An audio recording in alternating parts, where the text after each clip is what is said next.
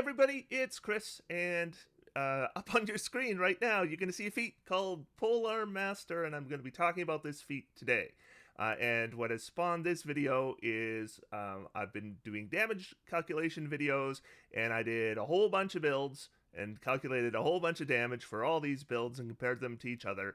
And one of the things I did with, the heavy melee builds, like the fighter and the paladin and the barbarian, and there was more than that, is I did a lot of Greatsword builds. So I would take these characters, give them great swords, and then compare the damage to each other. And I think I got comments in all of those videos, multiple comments in all of those videos, saying that I left a lot of damage on the floor. And the reason I left the damage on the floor is because I could be making a bonus action attack, and I wasn't making a bonus action attack. And more attacks equals more damage. Makes sense. And the way that would be done is with Polearm Master. Now, one of these comments I did reply to, and I can't find the comment, so I'm not going to show it to you. But the viewer mentioned the same thing. I think it was on my fighter video. They said that, you would be doing so much more damage if you took Polearm Master. Why aren't you doing that? And I responded, and I said, I think I'm going to do a video that bonus action attacks aren't as good as you think they are. And they responded that they would like to see that. And so, unidentified viewer, whoever you are, this is that video. So we're going to be talking about bonus action attacks, specifically gained through Polearm Master, and why I don't think they're as valuable as people think they are. So Polearm Master, this is the 2024 version, and it is similar to the 2014 version. The 2014 version did not give you an ability score increase. Now you get dexterity or strength, and this is standard with 2024 general feats, is you always get some kind of ability score boost. And then we have Pole Strike. Immediately after you take the attack action and attack with a quarterstaff, a spear, or a weapon that has heavy and reach properties, you can use a bonus action to make a melee attack with the opposite end of the weapon.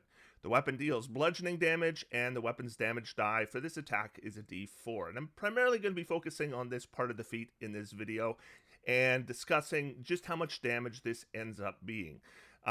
And then it also gives a reactive strike. While you're holding a quarterstaff, a spear, or a weapon that has the heavy and reach properties, so the same weapons, you can take a reaction to make one melee attack against a creature that enters the reach you have with that weapon.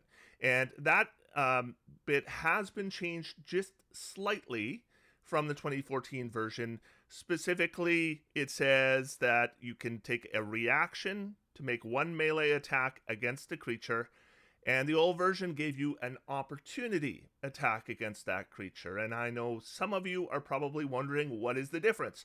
Because an opportunity attack is a reaction, that is an attack. So that's the same thing, right? Here is the difference. It's because of the Warcaster feat. That's why it's different. So the Warcaster feat gives you the ability to replace an opportunity attack with the casting of a spell.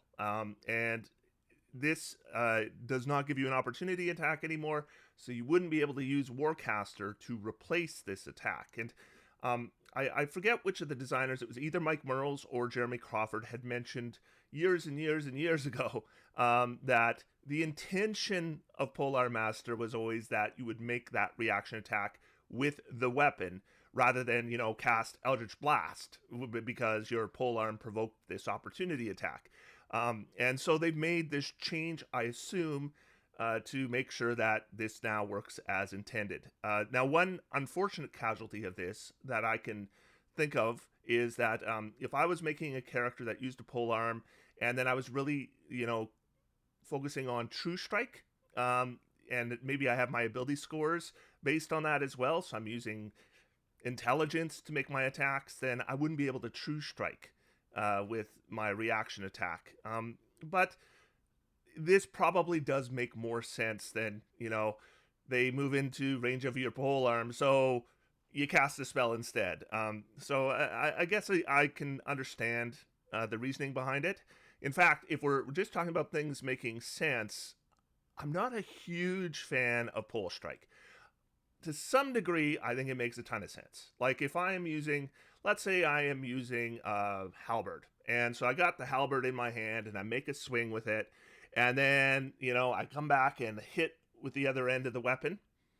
That actually does make sense. And we know it actually historically was done because a lot of these weapons we have, antiques and artifacts that, the other end of the weapon is often like capped with metal bits, sometimes a spike. I think mainly with pole axes, that was pretty common. And that's specifically so you can attack with the other end of the weapon. So you attack and then come back, or, just to catch them somewhere by surprise. And so it does make sense. Here's where I don't think it makes sense. So there's actually two ways. The first is if I have a long weapon that has reach and I make the big reach attack with it, and then I flip it around and hit with the end of it, why does the end have reach? Like, why does that attack also have reach? It probably shouldn't, I don't think. And the other one that I don't think makes a lot of sense to me is, like, if I'm using a spear, I totally see, you attack with a spear and then you attack with the other end of the spear. Great. But if I have a spear and a shield, then it seems weird to me, right? Like you poke with the spear and then you flip it around and bump with the other end. I don't get that. So, if I was the one designing this, I think I would have said that, the weapon has to be wielded in two hands. And I probably would have said, regardless of whether the weapon normally has a reach property, you don't get reach with the bonus action attack, I think. But, this is what it is. And it's always been this way. And it's always been kind of a must-have for these kinds of characters. I don't think it's a must-have anymore in 2024, and I'm going to explain why. The first thing is, it uses a bonus action, and I don't think you're going to find you have as many bonus actions available as you used to in 2014.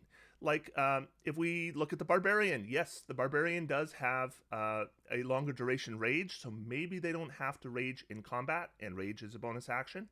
On the other hand, I think often they will have to rage in combat, and they get more rages, and they can recover them after short rests. And so I do think you will probably be using rage more often in combat. That's more bonus actions, but also we have multiple subclasses with bonus action abilities. That includes our big damage dealers, like the ones I did damage calculations for.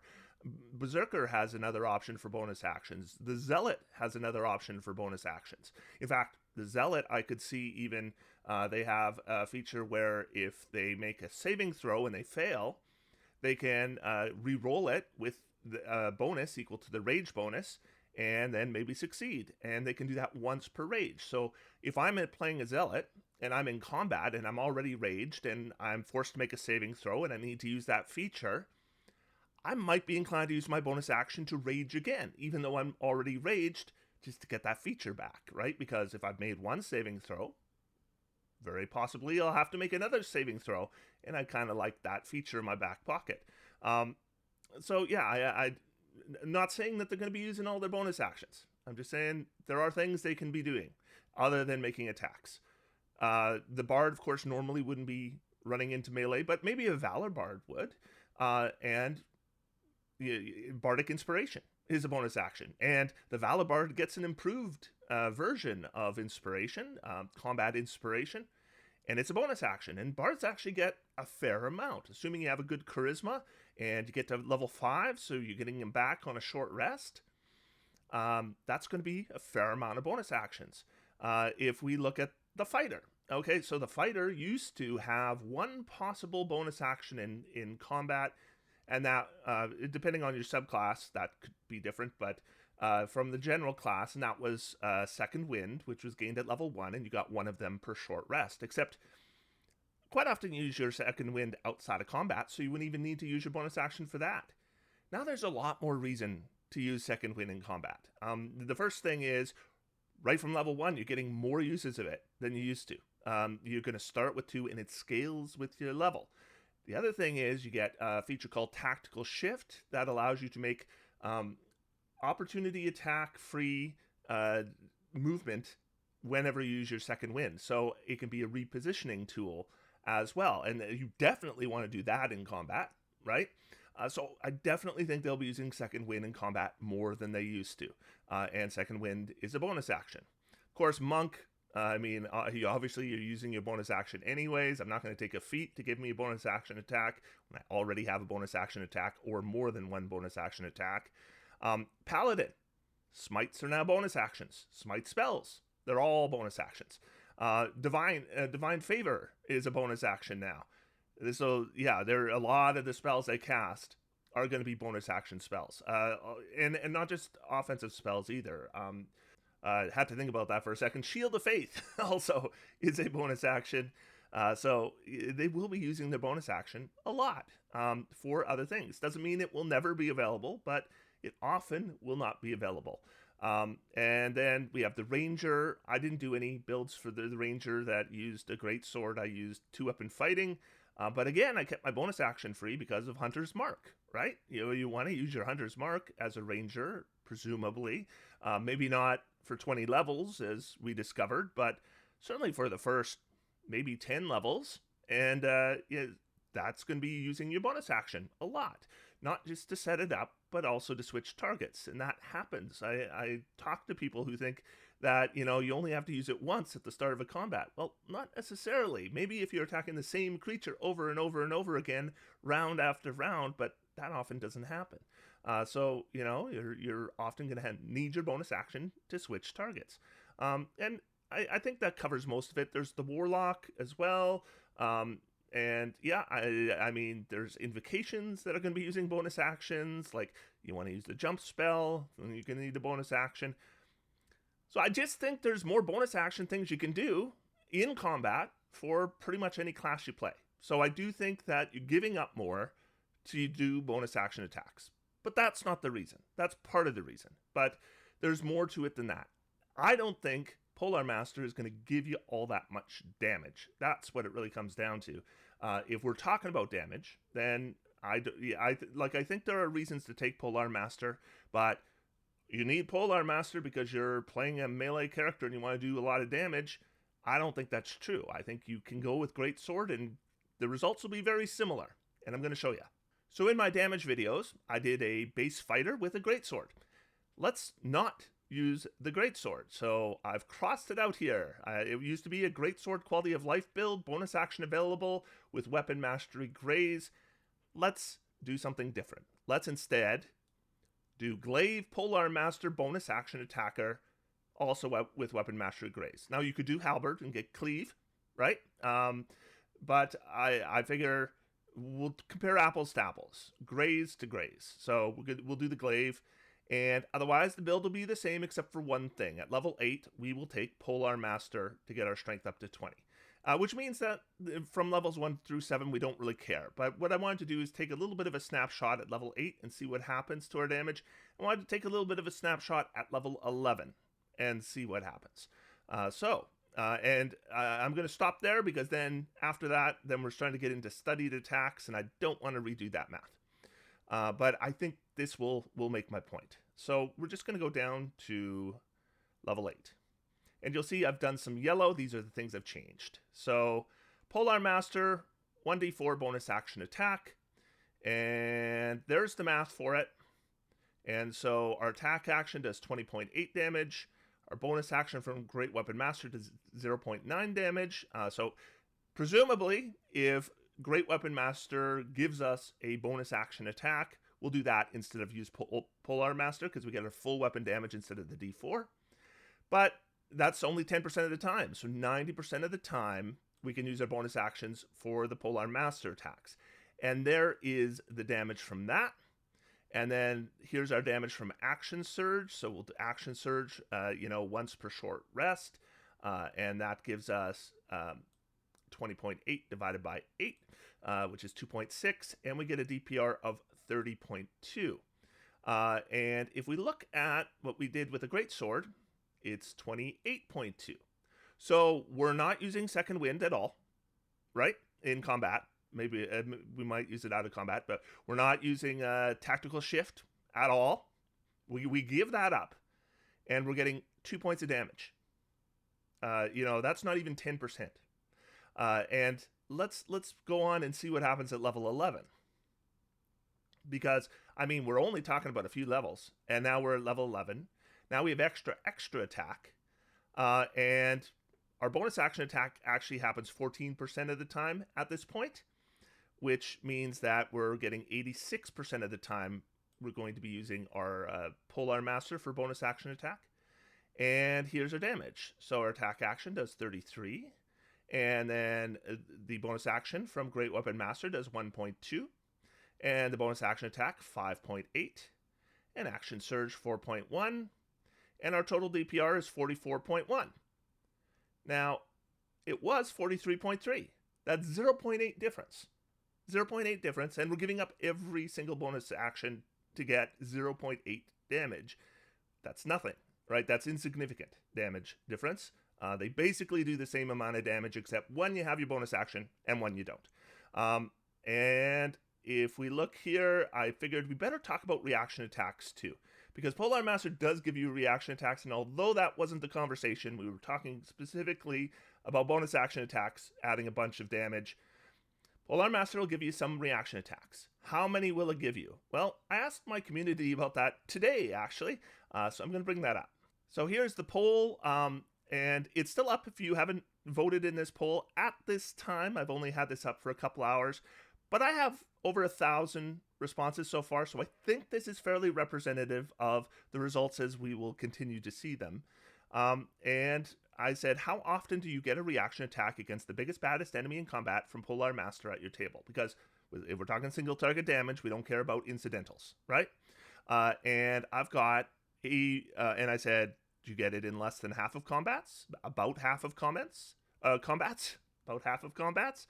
Pretty much every combat, or multiple times every combat? Because, you know, it matters if you were worrying about how much damage we get from Polearm Master. And we can see that the big result here is less than half of combats. And I have comments in to this where they're saying things like, let me bring up one of these. Hironin, is that your name? I hope that I pronounced that right. But they say, I'm pretty sure that I've never used a reaction attack on anyone other than basic guys. The big bads are always either ranged or casters, or the group battlefield tactics are preventing it from working out. And this comment is not unique. There are multiple comments saying basically the same thing, that they almost never get a reaction attack from Polearm Master against the big bad. You know, that doesn't mean you'll never get it, but against the big bad, not so much. And so, yeah, it looks like I should have probably had another option here that said almost never, because I think that would have done quite well. But what we do see is that most people are saying that in most combats, they don't use Polearm Master to get a reaction attack even once against the big bad guy. So if we're talking about single target damage, it's not being used against the big bad guy. And I didn't ask about against incidentals, and we might have very different results in that case.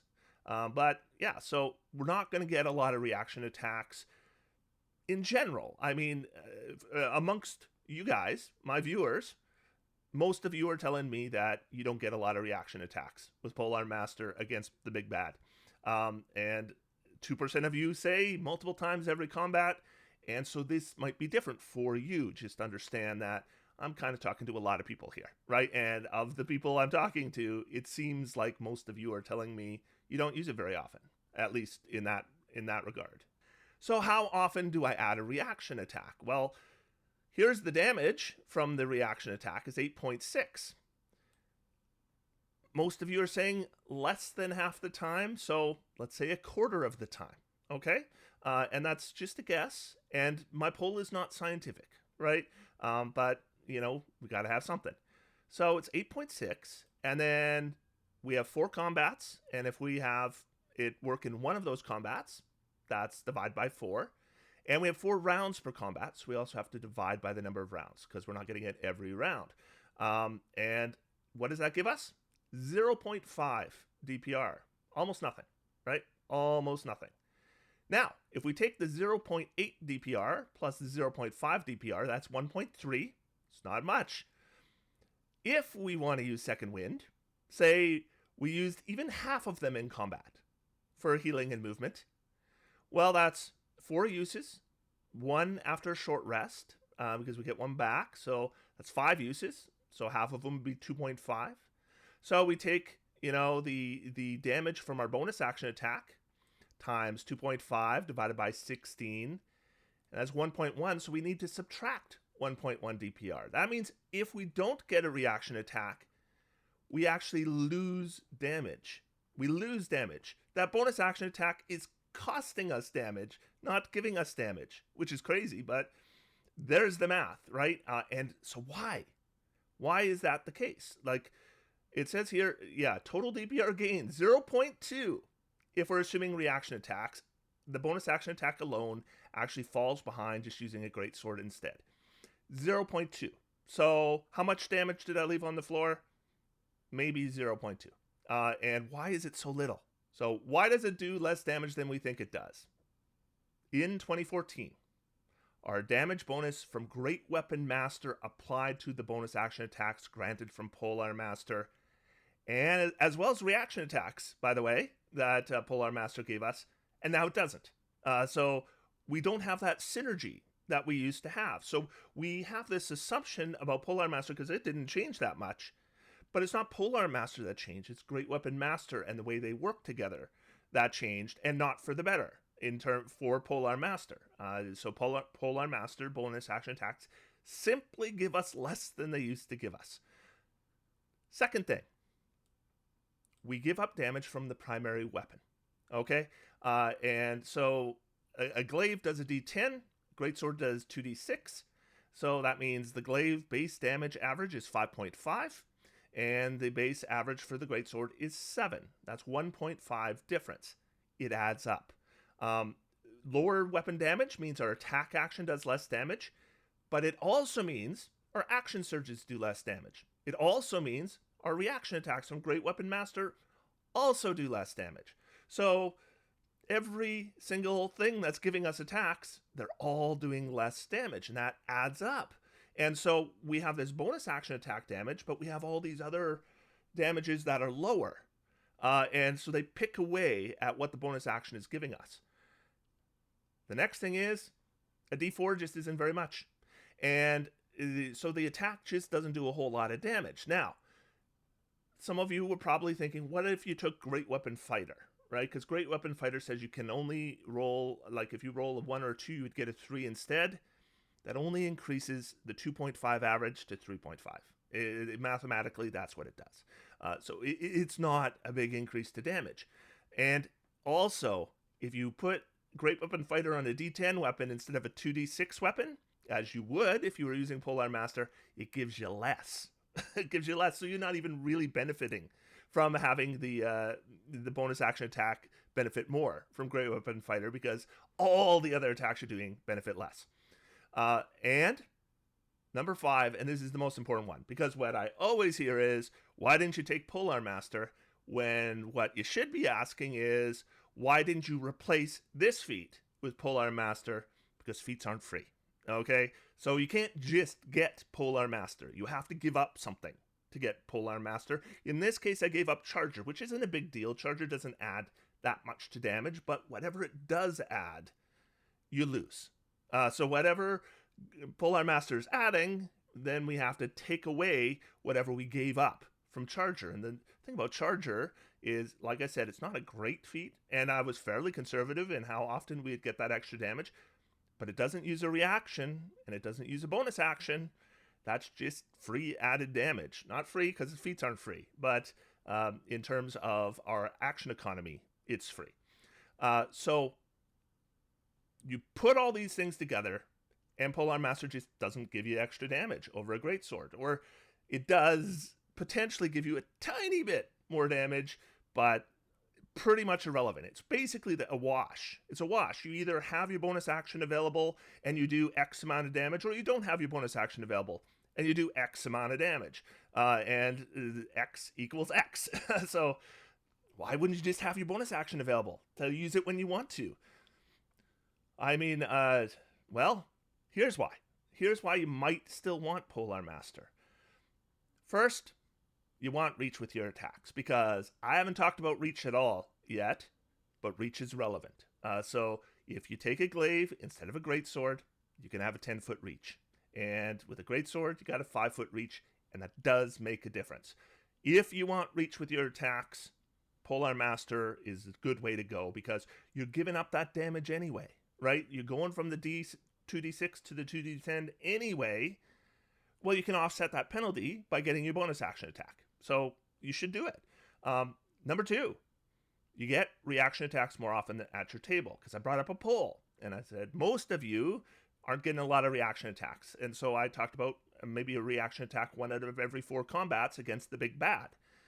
But maybe you get it all the time at your table. You might be one of those 2% who said you get it multiple times every combat.